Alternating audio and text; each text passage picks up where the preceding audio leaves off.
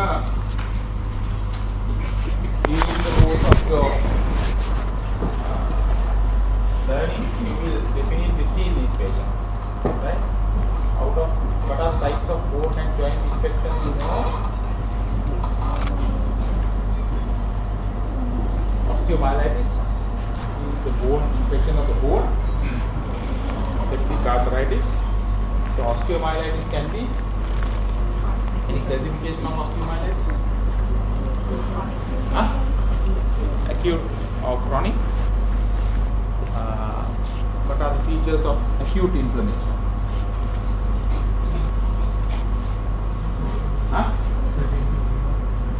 Swelling, edema, redness, pain, loss of function. So all these features are there.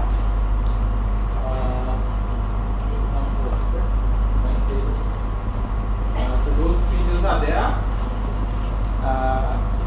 in acute osteomyelitis, right?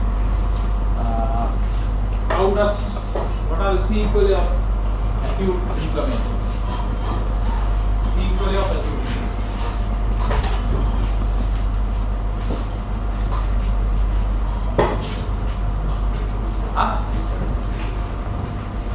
There is acute inflammation. What happens after that? Sequelae. So can completely resolve. Can progress to chronic inflammation. What else? Resolve it, not surgery. Abscess formation. What else? What is the other sequel? Recurrent acute infection. Can recur, right?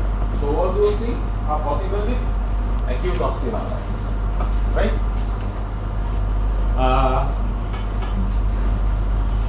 So acute osteomyelitis.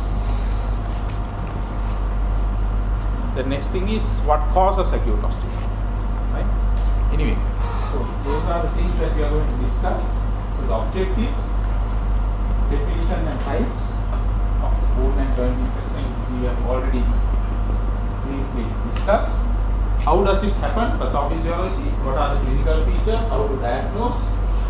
And what are the basic steps in treatment, right? So those are the main objectives.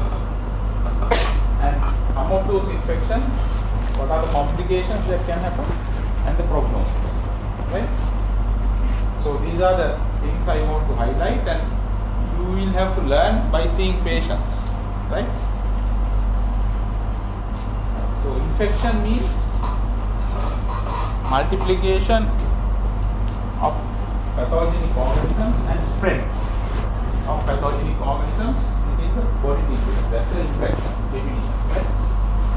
So this, depending on the duration of infection, it can be acute or chronic, right? These are simple things, right? So bone infections is mainly acute and chronic. In between, sometimes you can see subtle subacute changes, right? So how does this, when you discuss pathophysiology, how will the organism reach the bone or joint? It can reach directly. Can you give me an example where it can reach directly? Yeah, fractures, open fractures, it can directly go into the bone. Or there are penetrating trauma to a joint, it can directly go into the joint, right? Or more commonly, it goes indirectly. That is, when there is infection elsewhere, the patient becomes septicemic, then the infective organism can lodge in the bone or in the joint, right? Depending on the type of the infection and the site of the infection, and also depending on the host response, it can be, the osteomyelitis can be acute, subacute or chronic. Same way, depending on the site, if it is occurring in a joint, it's called septic arthritis, right? Acute, now, have you seen patients with acute osteomyelitis? Huh? Usually they are children or neonates, right? Acute osteomyelitis is rare in adults. they are in adults, right? But if it happens in adults, they can either be on certain immunosuppressive drugs, or they are very they are having other comorbid factors which can cause immunosuppression, right? So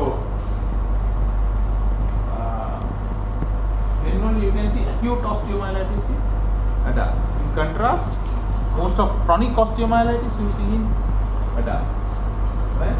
That is because we discussed the main cause of chronic osteomyelitis is different, main reason, right? So when there is inflammation and infection, always there is tissue destruction. With the tissue destruction, there will be, with the necrosis, the wound will die, right?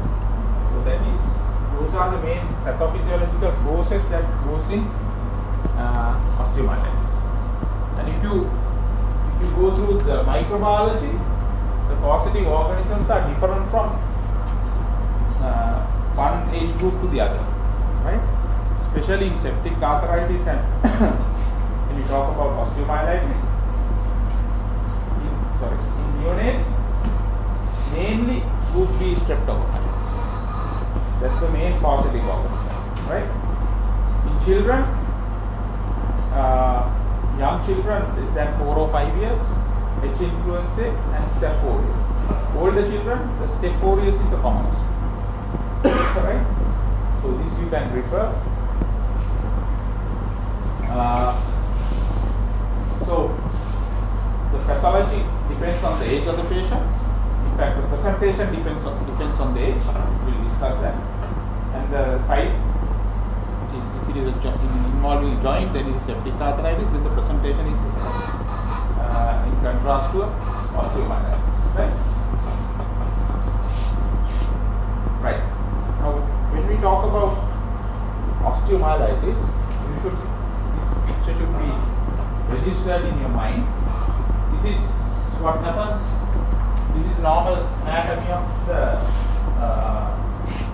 neonate, right?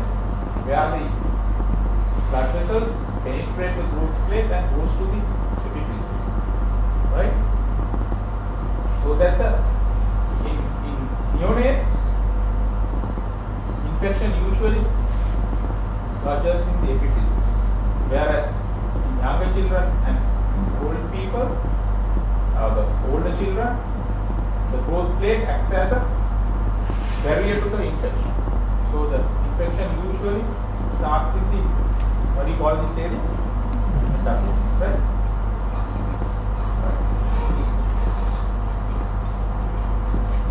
So all these are sequelae of inflammation. There will be suppuration, necrosis. With the necrosis, of course, there will be reactive wound formation, then resolution and healing. This is the natural process. Now, in osteomyelitis, we use two terms. The dead bone, when the infection sets in, I'll show you how it happens. Then the part of the bone will die. That part is called sickness. When one part is dead, it can be always new bone formation. That is called involvement, right? So you have to remember these words because they are used in exams, in CQs and various things, right? Right. So when there is trauma, I told you direct impact can penetrate into the bone and infection can set in. So what happens? When infection sets here, right? If it is if this growth plate acts as a barrier, there will be infective process goes on here, right? So there will be tissue edema, there will be bone will the swelling, the patient will have pain, outside area will be swollen, and with the amount of increasing pressure here, right, what will happen is outer lining of the bone is called periosteum, right? With the pressure, there will be suppuration, right? With that, the periosteum will strip. Right? Periosteum will strip and infection will accumulate here. Now, periosteum has very good blood supply. Right? So, with time, if you don't treat this area, the bone will die. That is sequestration. And the blood supply from the periosteum, and periosteum has a capacity of regeneration, new bone formation. So the new bone will form here, right? And that bone will form sometimes perpendicular to periosteum, right? So this will be seen in X-rays later on. But if you take an X-ray on acute osteomyelitis patient, X-ray may be normal because this new bone formation will not be seen immediately, as well as the dead bone will not be seen in the X-rays quickly. It will take maybe 2-3 weeks, sometimes more than that, to detect those things in the X-ray. So, as far as the diagnosis is concerned, investigate the X-ray is not of a value because we want to diagnose it quickly and treat quickly to prevent all the complications. So it's a clinical diagnosis, acute osteomyelitis, right? It will be supported by some hematological investigations, which I will show you later.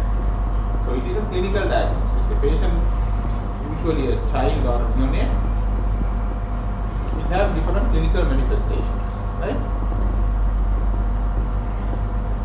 So osteomyelitis, first inflammation in the medulla of the metaphysis, then it will crack down the cortex from the subperiosteal abscess shown in here, right? And then if the periosteum is breached, then it will eat into the surrounding soft tissues also.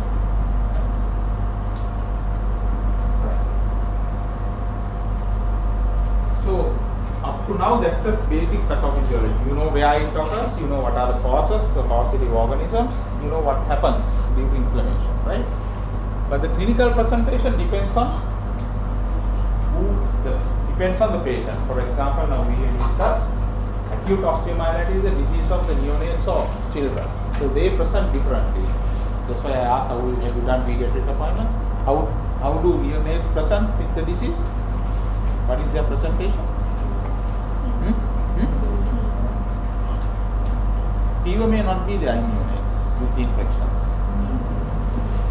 Their presentation is poor feeding, excessive crying, right? So that's the mode of presentation, right? So if the neonate has those features, we will have to think of osteomyelitis also, right? Or septic arthritis, right? Whereas in younger children, they may have fever, they may not move the affected part. The older children and adults, they may complain exactly the pain, all the clinical symptoms of acute inflammation they will have, and because of the pain they can complain, right? And the mobility of the affected limb will be restricted. So those are the presentations of older children, right? So history and examination in diagnosis is very important, right? In neonates, you need to take the history from the mother. The mother will tell child is crying excessively, no weight gain, no poor feeding, right? Because child will not drink breast milk. So when those things are there, you need to suspect ongoing infection, and you may have to find the focus, right? So you may do with urine cultures, blood pictures, the blood counts, right? There's the C-reactive proteins. When those are high, you need to focus. So investigations for acute osteomyelitis, I told you the radiography comes last. It doesn't give us valuable information as far as the diagnosis is made. It is good to see the sequelae. You can see involucrum, sequestrum when you take X-rays 2-3 weeks later. But we need to treat the patient. Therefore, history and examination plus, I told you the acute osteomyelitis, it may be a direct implantation of the organism, or it may be as part of an ongoing septic process. So blood cultures will help, right? Then white count always neutrophil leukocytosis, reactive protein will be high. ESR again is high, right? So sometimes if you do ultrasound scan of the area, then you can see fluid collection, pus, edematous tissue that can be detected. Bone scan, MRI scan, those are not commonly done and not commonly available also, right? So the diagnosis of acute osteomyelitis, clinical history, examination, plus few hematological tests to prove that it is an ongoing acute infection. Clear? Right. So early X-rays quite normal, right? There's nothing you can see. But after about 2 weeks, you can see there is some radiolucent areas, dead bone, right? And you can see you take X-rays a bit later, you can see periosteal reactions, right? Periosteal reaction. Right? When the periosteum is lifted, you can see these acute corners you call Putman's triangle. There are different names given, right? And from the periosteum you can see lines like this coming into the bone. Those are new bone formation, right? Sunray, you call it sunray specules, right? Like a rising sun, you can see specules coming out like that, right? From periosteum to the bone. Then in this area you can see acute angles like this, right? So those are latent features, right? So the treatment after diagnosis, mainly supportive treatment. Patients are septic, you will have to support with hydration, pain relief, right? So pain relief in the limb, you spin the limb, and main way of treating the infection is antibiotics at the beginning. So for you to identify antibiotics, what is you treat with empirical antibiotics until the culture reports are available. You treat empirically. So for you to treat empirically, you should know what organisms are causing at what age. Right? Units,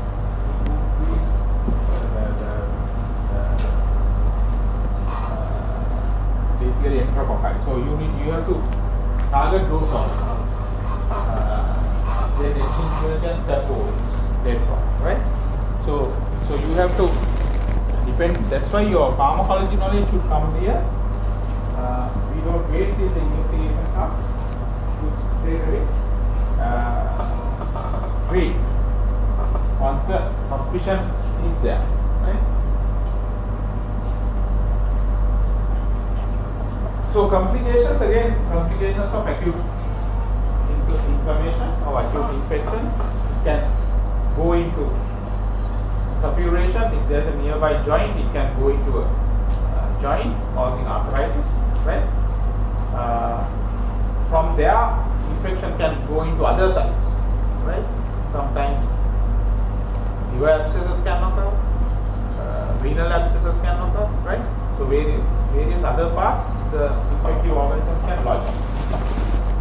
And in young children, of course, it will affect the growth, and it can lead into chronic osteomyelitis.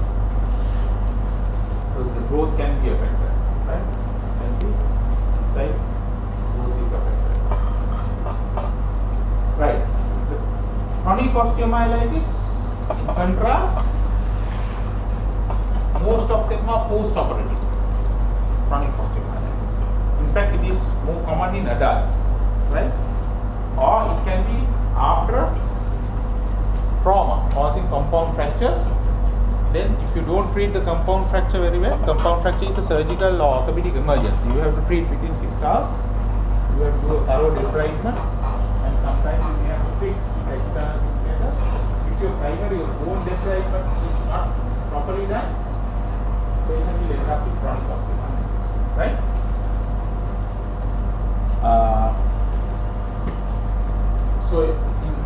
And also Also, if you don't treat acute osteomyelitis promptly, it can lead into chronic osteomyelitis.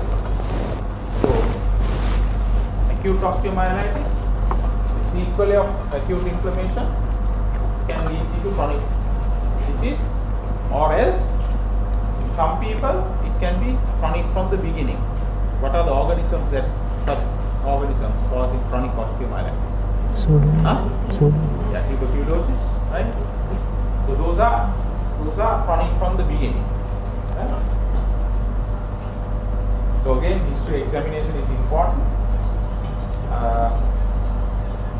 Now you can see post-operative with this bone fixation, you can see dead bone, right? If you take X-rays, you can see this, right? Patient will have, this type of patient will have what is the presentation? They will give a history of trauma, they will give a history of fixation. How do they present? They will have discharging sinuses, non-healing wound, right? So, no point treating the wound, right? You have to treat the underlying condition. You might, what is the treatment in that case? You might have to take these plates out, right? And thoroughly scoop the bone, take all the dead bone out, right? Sometimes you may have to remove parts of the bone, and then treatment is long. There will be, you can't immediately treat. Sometimes you may have to lengthen the bone. Once the dead bone is taken out, you may have to apply devices to regrow the bone. Sometimes the limb has to be lengthened, right? So those are the treatment options. But however much you try, chronic osteomyelitis is very, very difficult to treat, right? Those patients will also have other comorbidities like diabetes, right? They may be on other drugs which can cause immunosuppression. So some of these patients may end up with amputations, right? Amputations. These are called, what do you call this type of lesions? These are lytic lesion, yes, but when you ask the history, if the patient gives a history of fracture, confirmed fracture, and you get this type of lesion later on, and the patient will have a discharging sinus, which is called Brodie's abscesses, right? Inside the bone, there is dead bone, right? And abscess formation. So the treatment is you have to extrude, remove this focus, right? And treat with antibiotics, hoping that it will resolve.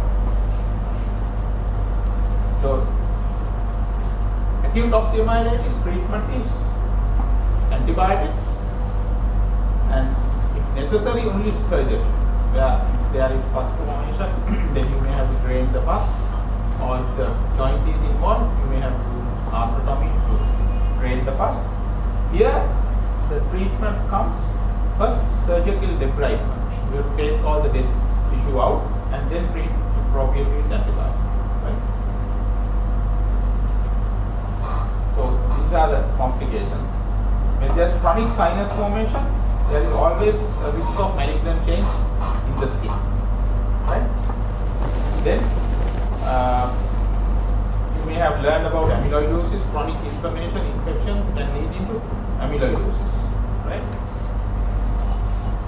And if it occurs in young children, growth deformities, right? So, any questions about acute osteomyelitis and chronic osteomyelitis?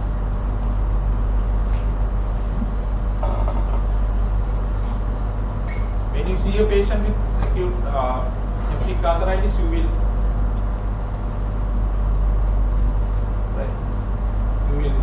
realize, you can see clinical features. Chronic osteomyelitis you will encounter in your orthopedic appointments. Plenty. Have you done any orthopedic appointments? So you may have seen a lot of chronic osteomyelitis. No? Where did you do?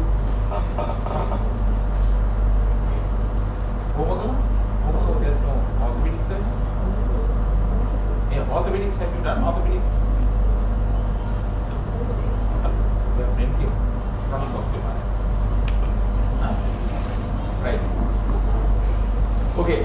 arthritis, again acute inflammation but involving a joint. Here,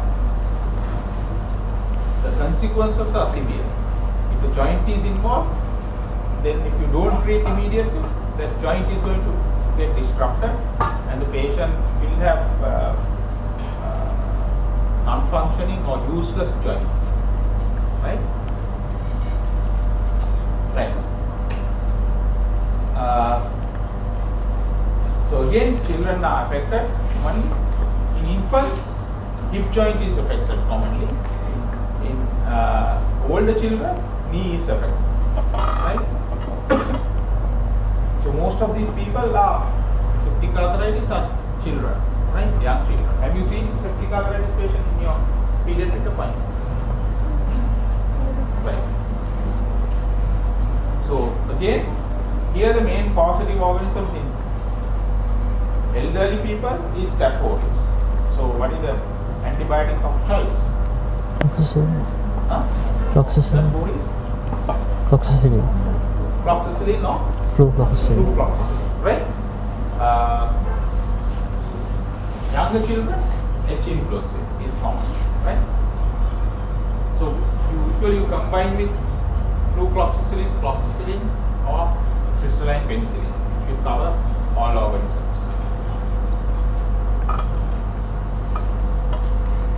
So how does infection pass into a joint? In younger children, we discussed earlier, osteomyelitis, growth plate is permeable, go into epiphysis, and from there can go into the joint.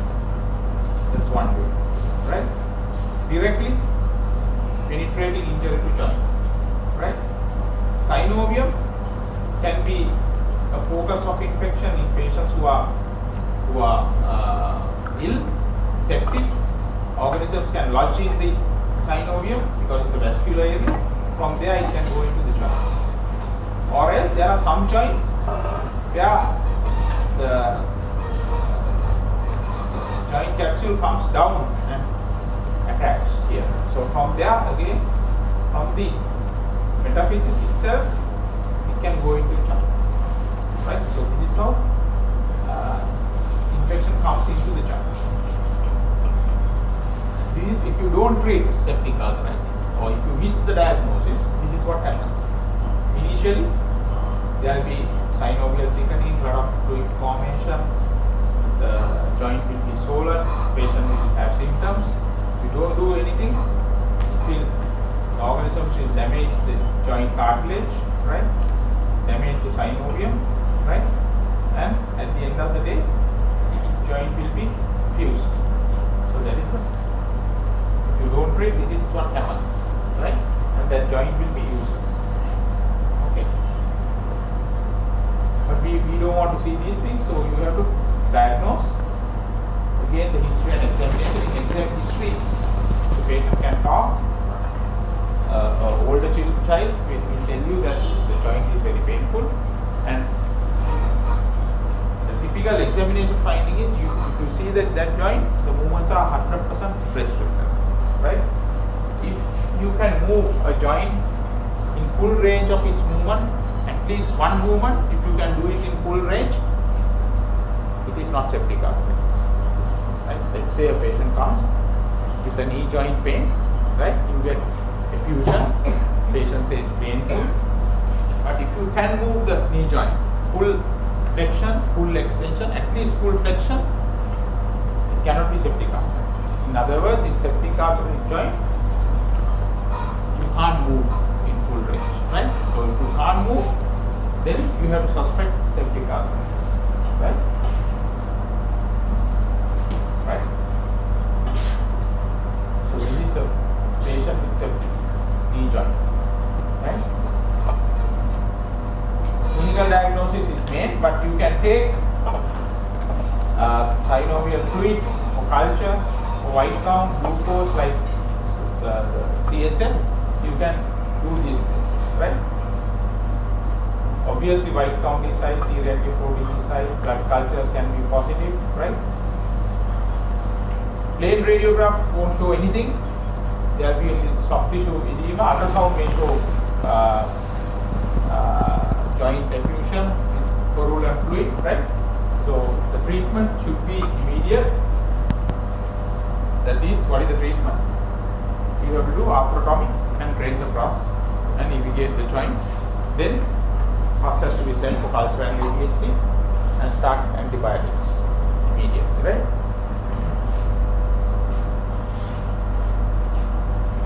These are the differential diagnoses. All these differential diagnoses, at least one movement is possible in full range, right? Whereas in septic arthritis, you can't do that, right?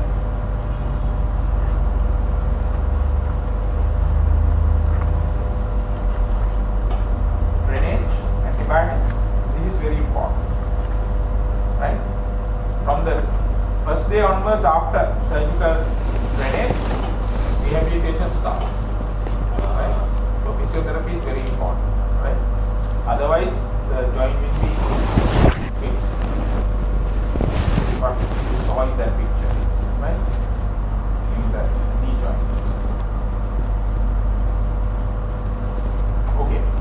So when there is ongoing pressure in the joint, there will be necrosis of the epiphysis. Then the growth will be affected in a child, right?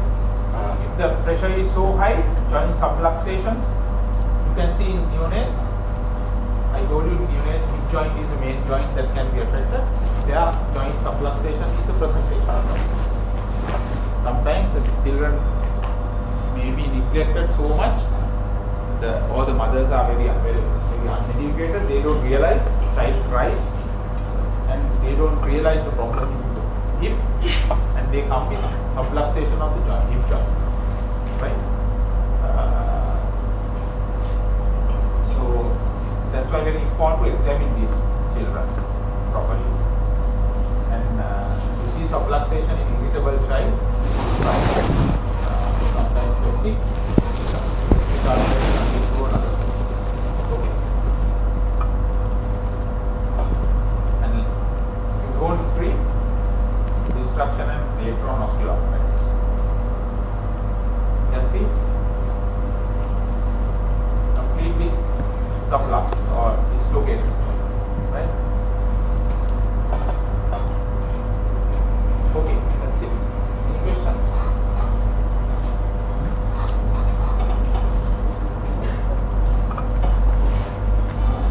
I have seen several people recording the lectures. Do you listen to these things? Huh? I don't know. So at the end of, because what we find now in final years,